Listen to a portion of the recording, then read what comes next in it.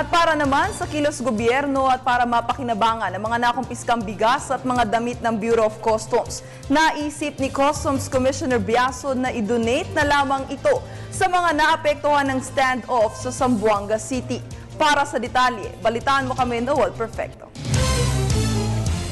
Hindi nagdalawang isip pa si Customs Chief Rufy Biazon sa pagpapahayag ng pagtulong sa mga libu-libong pamilya na biktima ng kaguluhan sa Zamboanga.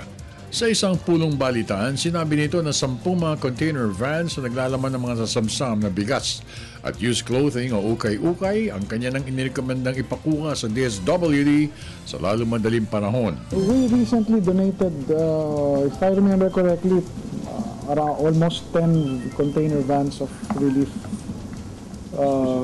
goods to the DSWD.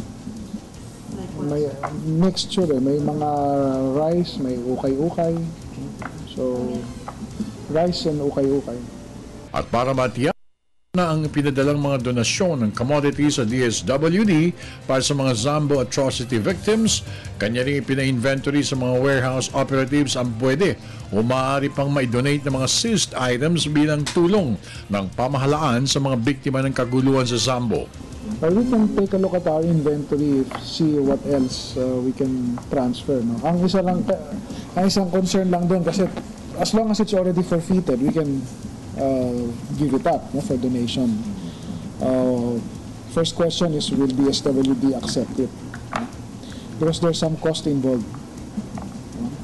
Gaya itong pinaka-last recent namin na donation, we were able to work out with the PPA, the waiver of charges.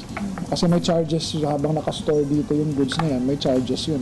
Kabilang sa mga laman ng naunang 10 mga container vans ay mga mahigit 2,000 bales ng used clothing, sapatos, t-shirt at ang mga pinahahabol na mga sako-sako mga bigas na mabibigyan ng go signal sana na mga kinaukulan para agarang ma-deliver ito sa Zambo area. Para sa bayan, ako naman si Noel Perfecto.